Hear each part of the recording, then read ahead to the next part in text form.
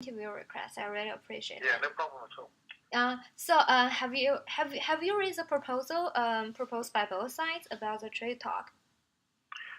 Yeah, I think I've got more or less the gist of Yeah. what each side has said to the other. I think there are two like major issues from the U.S. demands. One is to cut the trade deficits by 200 billion by the end of 2020, and also it's ask China to stop the subsidies to the programs in Made in China 2025. So I want to know. So first about the tariff, second is about the industrial policy. So are you surprised by the demands of the U.S. side? Sorry, am I surprised by the demands made by the U.S. delegation? So about the tariff, or sorry to interrupt. Oh, sorry. Did you ask me if I was surprised by what the American delegation has? Yeah. Yes. Yeah. Well, I'm not surprised because I think it had been leaked beforehand, so I wasn't totally shocked to see it. But I mean, I can't imagine that many people in the U.S. delegation would imagine that they could have presented these demands to their Chinese counterparts and expected the Chinese to have agreed. So, if I'm going to be charitable, I would say that this is kind of an opening. In English, we say an opening gambit, which means it's your starting position. Okay. And actually, that they may have an agenda in which they might be willing to, to compromise or to agree with their Chinese counterparts, a kind of a different set of measures where both sides would agree to compromise. I'm trying to be optimistic about this because actually I'm not really very optimistic about it at all. Because I mean, there's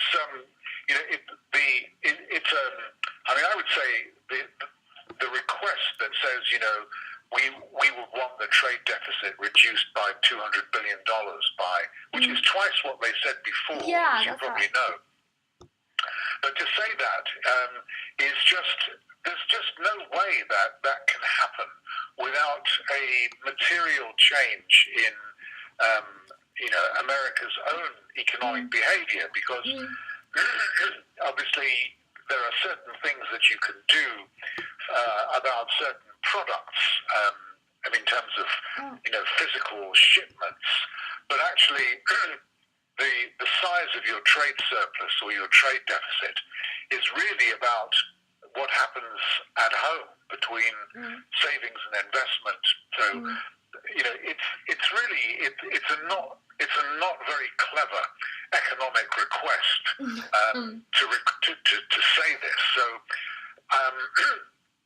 I'm not sure about the economic credentials of all of the American delegation that went to China. But I know at least a couple of them are probably sensible enough to realize that you cannot expect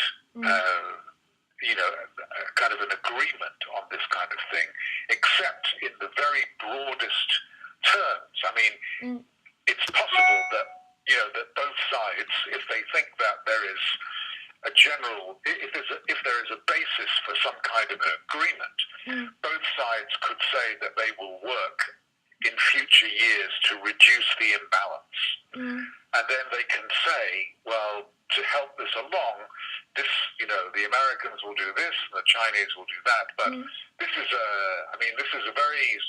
it's a very clear demand, but it's not one which I think is going to make any headway, actually. So you think this is kind of like a negotiation strategy, so both sides can make some concessions after and to talk again about their demands. Sorry. Yeah. Go ahead. No, I was going to say we can hope it is, because as you said, excuse me just for 1 second. I think what I've seen reported is that the United States is seeking this $200 billion reduction in the deficit. They want Beijing to refrain from any retaliation against American measures, which involve intellectual property rights. Yeah. They want China to drop any WTO challenges, and of course they want subsidies reduced or eliminated on any products or any sectors in Made in China 2025 where there might be overcapacity. So this is, to most people, some of this is very technical for most people, but basically what this amounts to is on the United States side, the Americans basically asking the Chinese to do something that's impossible when it comes to deficit reduction, and to basically backtrack on their industrial policy. And on the Chinese side, I think I saw an article which Ling Mingwei wrote in the Wall Street Journal. So I think the Chinese supposedly have said that they want America to drop its market economy status objection at the WTO. They want to the Americans to end the restrictions on American companies selling high-tech products to Chinese companies, including a reversal of the ban on selling products to ZTE. And there are kind of other things which I kind of saw as well. But these are also things which, the Americans will basically kind of listen to and say, no, I don't think we've got any room to compromise on that at all, because, these are sort of, they believe that's their fair demands. The problem, if I can get away from the details just for about a minute, 30 seconds, sure. The problem is we've got, the two biggest powers in the world. One of them is a market economy, the other is state capitalism. And one doesn't like the implications of state capitalism, and the other one doesn't like the implications of a market economy. So I don't really see how this is going to be resolved. And I think that over time, I think what this is really about, it's not so much, obviously it's about trade, but it's fundamentally, it's about technology and about the terms under which companies develop, market and share technology. I think that's really what it's all about underneath. In the immediate future, I think Xinhua News Agency basically gave, there were no details, but said something to the effect of, there are channels of communication still open, and we must hope that these channels actually do stay open, and that, the respect between Washington and Beijing is sufficiently good still, that even though they may disagree with each other, they're happy to talk to each other and maybe find some way in which they can, kind of agree to disagree, which means they won't get all that they want, but they may be able to make some sort of concessions which look like the other side can basically say, we won. So it's about diplomacy, and it's about international relations strategy, really. Because if they, obviously the danger is, this is, I was giving a speech last night actually, and somebody said, what do you worry about most? And I said, well, I think what I worry about most is that although there's still trust and interdependence between the United States and China, the trouble is politically they're talking to each other with a different kind of language nowadays, and with different kind of objectives. And it just worries me that those more adversarial relations, may become more significant, and that I think is something we should all hope doesn't happen. But it does worry me. So I just want to make sure about your last point. So you mentioned now we have the two lists, and do you think the next? What can we expect the next? So because we have two lists, and the China and the US, they know what is each other wants. So do you think next? So the trade is gonna be escalated, or the two sides will sit down to negotiate in the future? Well, there is, I think what I read into this is, that there are some things which are not negotiable. So I cannot imagine that China would be prepared to negotiate the core objectives of Made in China 2025, or any of the subsequent industrial planning strategy documents which have to do with artificial intelligence, for example.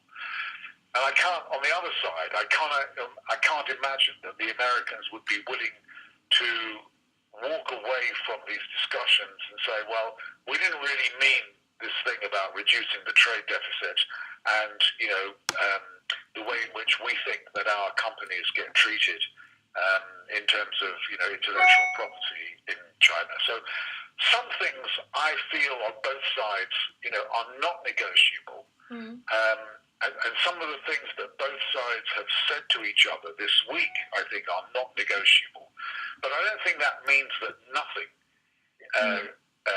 is not negotiable. So there are certain things that they could kind of agree about and leave the other things which they cannot agree about. So, China has already said, that they're prepared to allow financial companies to apply for majority stakes in securities firms.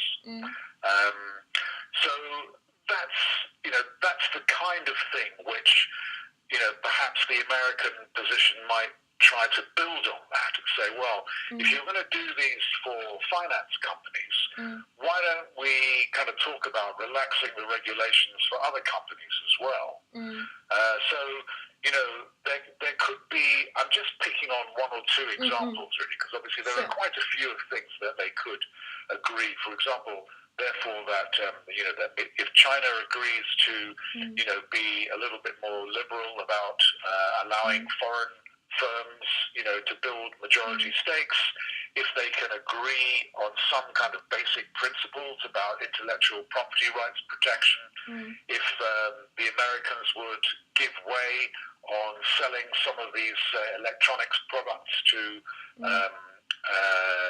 ZTE or Huawei, or they basically, there may be some way in which they can compromise and say, as we say in English, let bygones be bygones, when there was sanctions busting or something like that, they could, agree that, something happened that wasn't supposed to happen, they didn't like, but, they're now moving on to kind of new territory.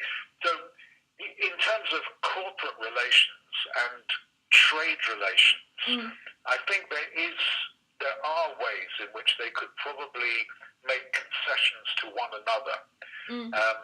But on the hardcore stuff, which, the Americans have stated this week, and which we know that, or some of the response that the Chinese side has made, I'm not very optimistic that they'll be very much on the core stuff, but there could be some parallel substance which they may be able to diffuse the current argument for a while.